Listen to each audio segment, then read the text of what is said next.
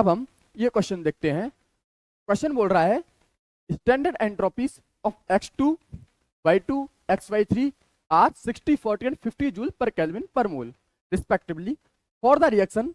ये जो रिएक्शन दे रखी है और उसकी एक डेल्टा एच वैल्यू दे रखी है और बोल रहा है कि ये इक्विलिब्रियम में है।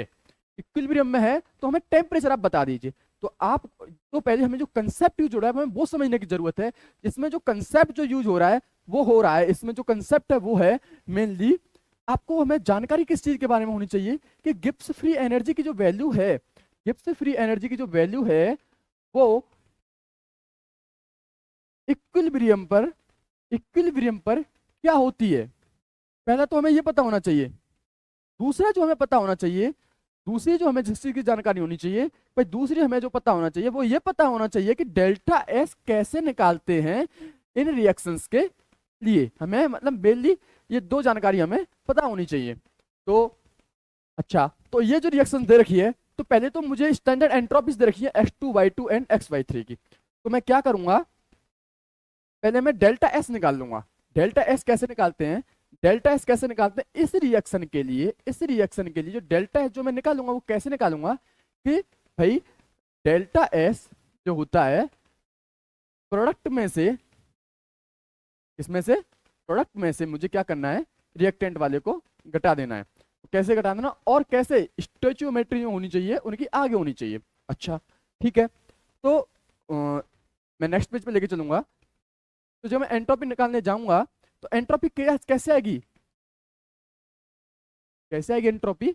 देखिए एंट्रोपी के लिए कुछ डाटा दे रखा है, तो डाटा दे रखा है तो मैं क्या करूंगा, प्रोडक्ट की कितनी दे रखी है 50, तो मैं क्या करूंगा यहाँ आ जाएगा हमारा 50 माइनस रिएक्टेंट की करना है हमको माइनस। अब तो रिएक्टेंट में 1/2 करना है किसका, 60 का, क्योंकि x2 हमारे पास कितना है 60। और क्या है हमारे पास रिएक्टेंट में, हमारे पास जो रिएक्टेंट में वो है y2 और y2 का करना है हमें 3/2, कितना 3/2 ऑफ 40। ठीक है, जब हम इसे करेंगे तो जो डेल्टा एस की जो वैल्यू आएगी उसे कर लेते हैं कैलकुलेट। 50 माइनस 30 60। जब डेल्टा एस की जो वैल्यू आएगी वो आएगी माइनस के 40। डेल्टा एस की वैल्यू कितनी आएगी -40। लेकिन हमसे पूछा क्या है, हमसे पूछा है कि भाई डेल्टा एस दे रखा है इक्विलिब्रियम पे, इक्विलिब्रियम पे क्या होगा, इक्विलिब्रियम पे हमें टेम्परेचर बता दीजिए। तो टेम्परेचर बताने के हमें कौन सी इक्वेशन लगानी पड़ेगी, हमें जानते हैं कि भाई डेल्टा जी बराबर कितना होता है, डेल्टा जी बराबर होता है delta H minus T delta S.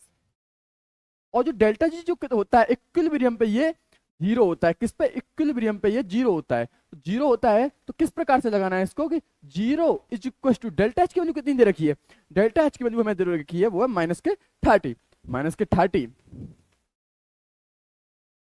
और टी हमसे पूछा है और डेल्टा एस की जो वैल्यू आई है वो आई है -40। कितनी आई है -,